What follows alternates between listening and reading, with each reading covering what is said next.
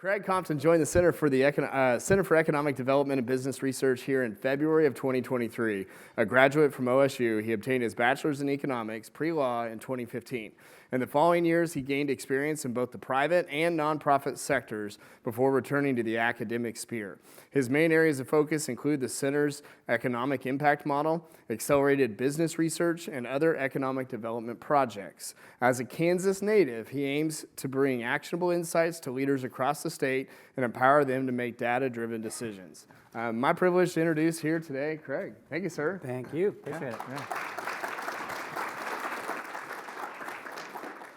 All right, so I'll try to start off on a positive tone here.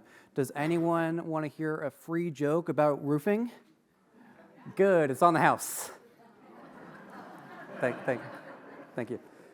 But thank you for having me here today. I'm excited to share some insights on behalf of the CEDBR.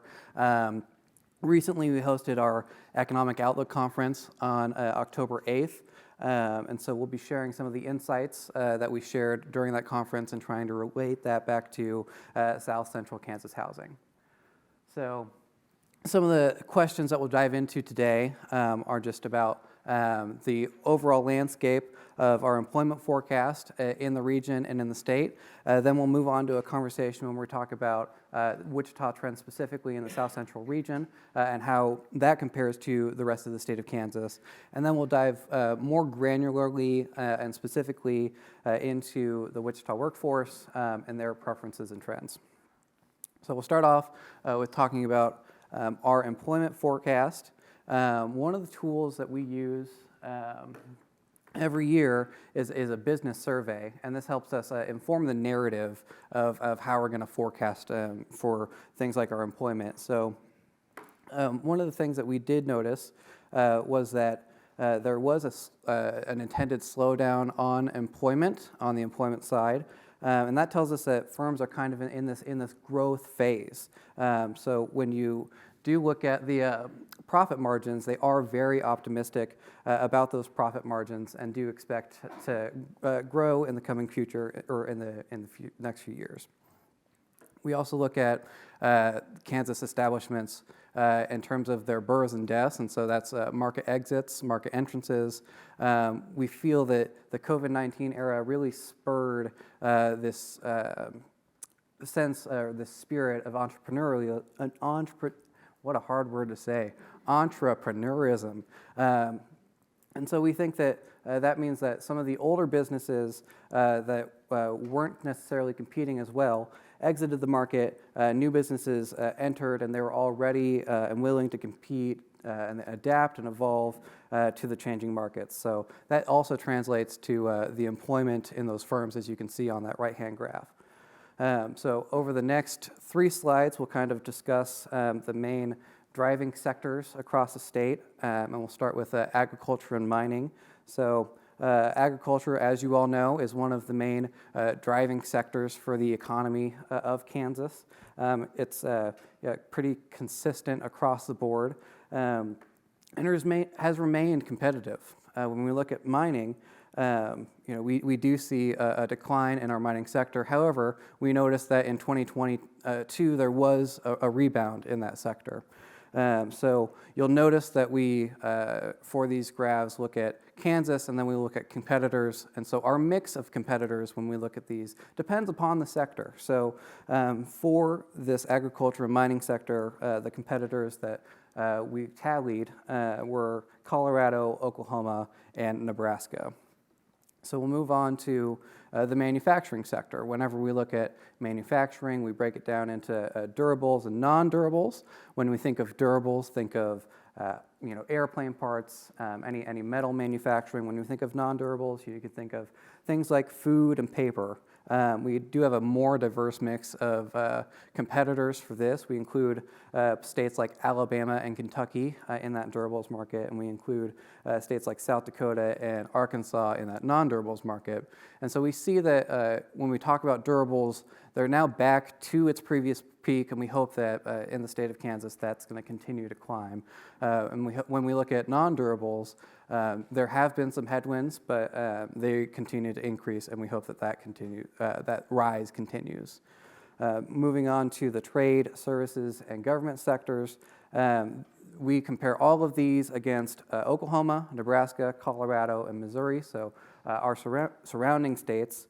And we see that the rate of rebound for trade and service has kept pace with our other sectors, but we do see some contrast with government employment, and we do see kind of a gap there that's increasing. However, we do see some rebound from 2020 at the same pace as our competitors.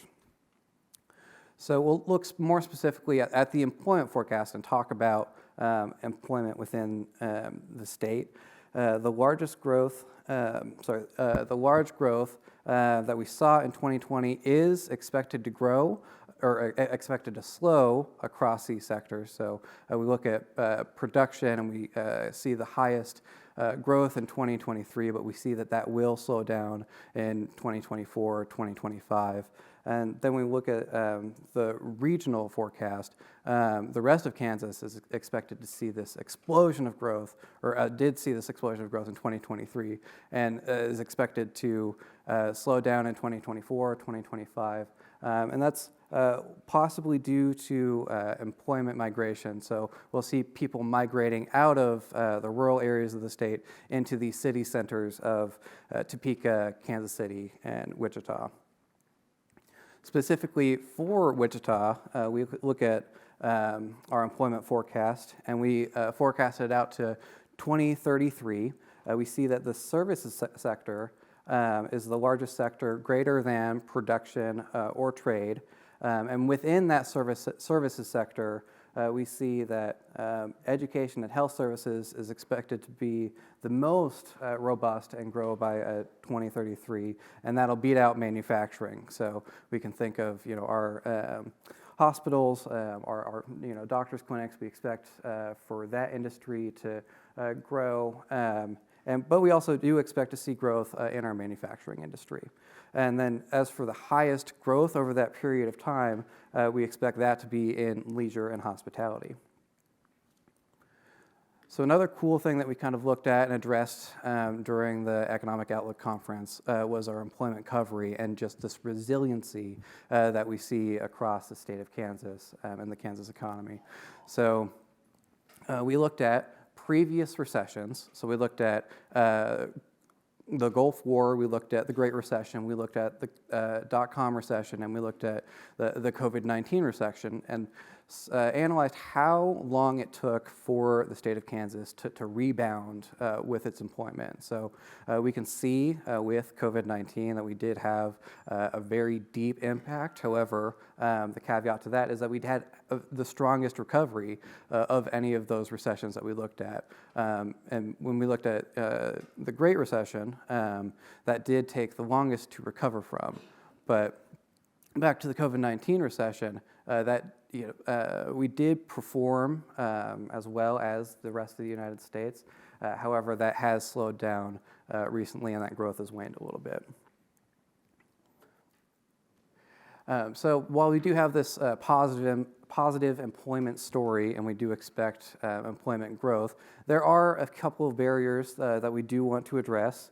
So we see that energy and oil is going to remain a barrier. So when we talk about oil and oil prices, we can think of Kansas oil production. However, that doesn't really necessarily have much of a translation to the pump. When we look at the West Texas Index, or the WTI, we can see that for every 1% increase in that West Texas Index, we have a 0.3% increase in Kansas gas pricing. And then alongside that, we also see a 0.12% decrease in Kansas GDP with every 1% increase there. So what we can expect to see is that those oil prices are either going to increase, they're going to remain high, and this might dampen some of that consumption. Another sticky wicket, if you will, that we're going to have in the future with our employment is income and wages. So one of the things that we like to say at the center is Kansas doesn't have an employment problem. Kansas has a wage problem, where we want to signal to all of these employees from locations that we're competing with that we can offer them a competitive wage. However, if you look at the graph, you can see that since about 2010, we've had this increasing gap in between Kansas and the rest of the United States, signaling that we're not remaining competitive with our wages. And that's one of the things that we'll need to address as we continue on and try to increase or decrease that gap. Right now, the exact kind of level of that gap is around $7,800, which is pretty significant. However, not to be all doom and gloom, I want to address a more uplifting note, so we can continue about this discussion of growth. And we can look at the current index, which just is going to measure Wichita's output. And so this, you can see, reflects our growth after the recession. We can talk about a few of the contributors to that growth. So some of the factors are going to be non-defense aircraft parts. That sector is very strong, and you see the rebound that experienced. You look at those durable consumer goods, and you see the rebound there. So these are some of the contributors to the growth that we plan to see. Additionally, we look at those non-durable consumer goods. So that's we largely think of food, and we think of comfort food during that time, and how those goods are typically something that we expect to see Kansas benefit from, or the Kansas economy benefit from, as we rebound from this recession. And then we look at oil and that rebound as well. Some of the things that are caveats to this growth are going to be the price of wheat, which is volatile, and so because the Kansas economy is so driven by the wheat commodity, we do see some reaction to that volatility, and then also inflation, just affecting the consumer price index and the purchasing power of the average Kansan. So now that we've kind of taken this broad scope look at the Kansas economy, let's dive into locally in the South Central region and discuss how that compares to the rest of the state. So we produce 3 indexes at the center. One is the Healthy, Wealthy, Wise Index. We'll also talk about business dynamism and government vitality. But when we look at the Healthy, Wealthy, Wise Index, we look at, for healthy, we look at the low birth weight, obesity, and uninsured persons. And these are all preventable factors that we try to look at and incorporate. For wealthy, we look at the Gini index, or the amount of income disparity, the household income, we look at poverty. And for wise, we just look at a degree attainment. So we assign all of these a weight, combine them into an index. And this map shows exactly how these counties are ranked, so that we see that when we combine all of these indicators, Sedgwick County ranks 62. However, we look at Butler County, Harvey County, Sumner, Kingman, and they are all kind of in that upper quartile.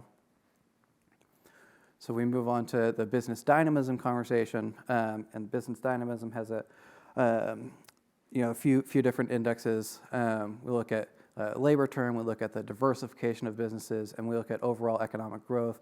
And we can see that Sedgwick County performs pretty well. The South Central region performs pretty well there. And then we look at government vitality, and we can see right here that Sedgwick County and the surrounding counties do have some work to do in order to catch up to the rest of the state.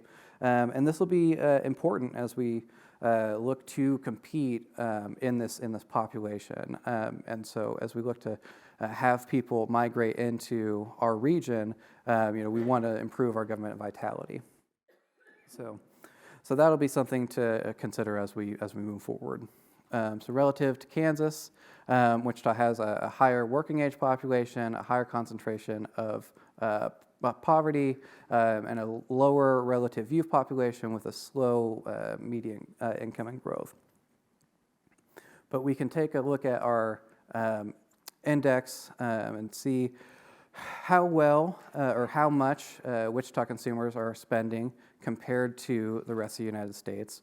So if you're considering moving to Wichita, you can expect to spend anywhere from 8 to 12% less on goods and almost 30% less on housing than the rest of the United States, which is a good driving factor to get people to migrate into the South Central region, but also just to Kansas in general.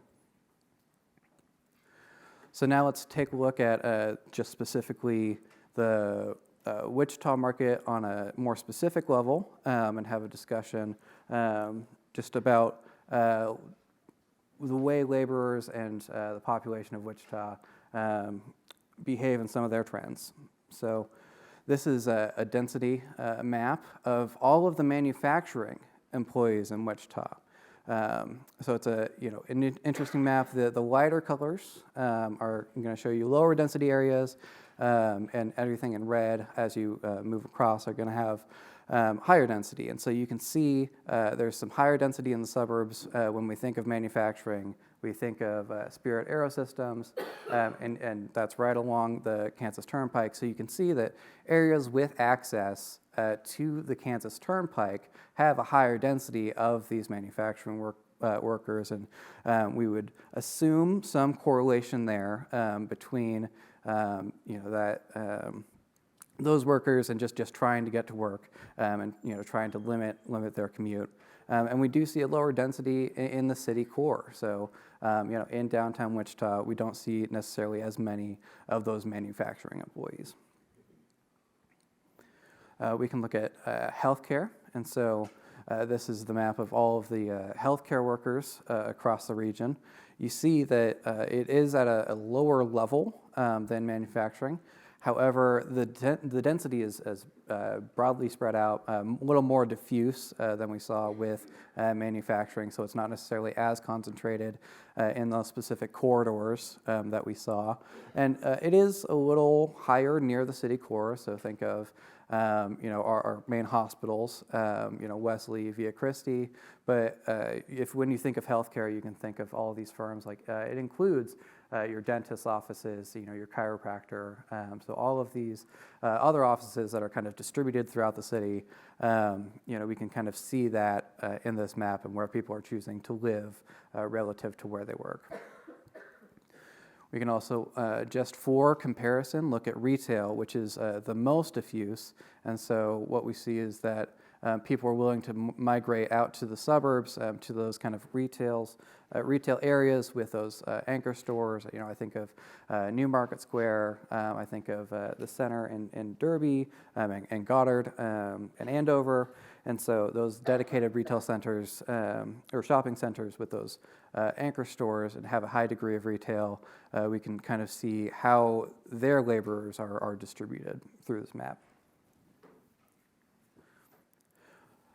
So when we look at these maps, it's all kind of correlates back to this conversation about commute time. So Wichita is known for its low commute. We could play a game to see who has the longest commute to work, but I'm worried that some of us would have 90 plus.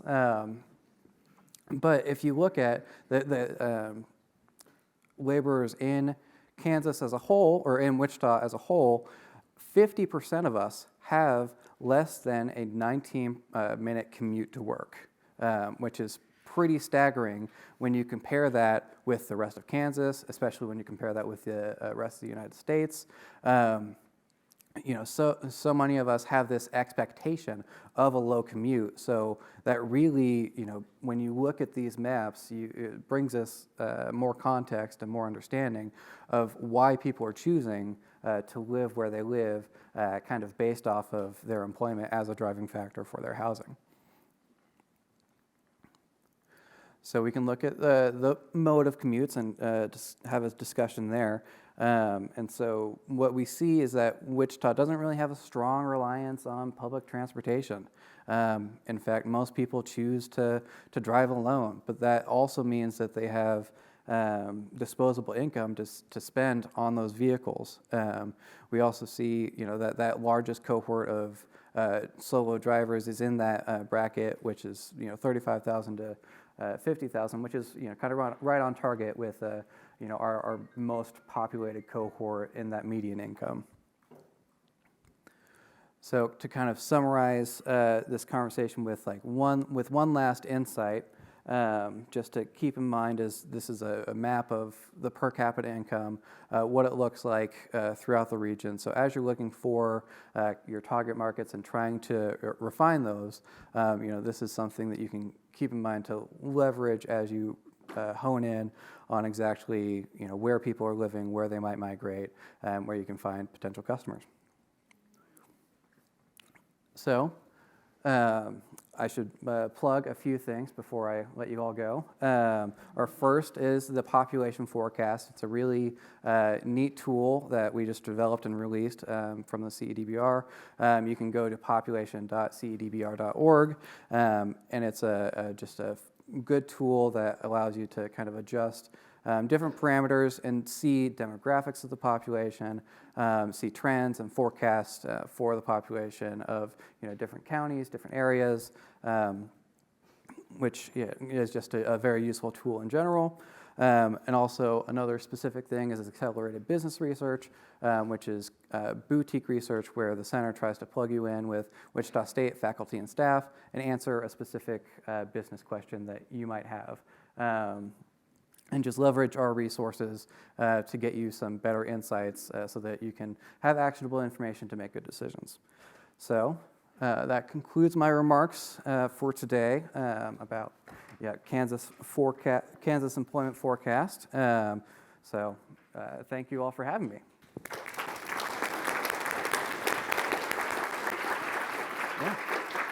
I think we have just a couple of minutes for some questions. So does anybody have any questions about the Wichita employment forecast or labor markets or what's happening in the manufacturing sector? Any other questions? Yes, back here. So sorry, I missed it. Could you repeat, okay, if they move to Wichita, they spend 30% less on housing and how much percent less on housing? So depending upon the group that they're living in, so let's see.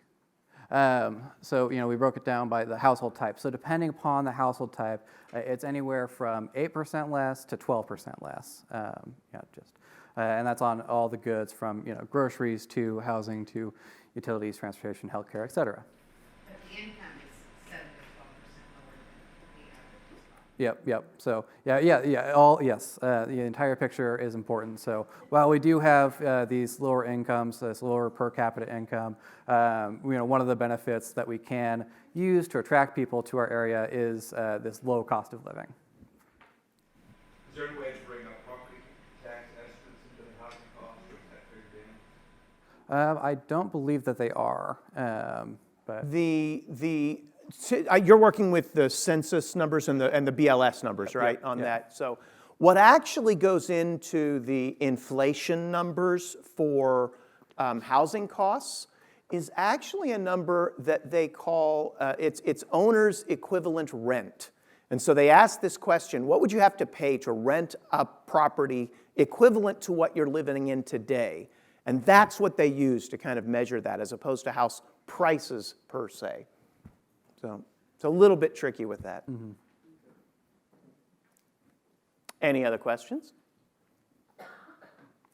Well, join me in thanking Craig for being here today. So wonderful.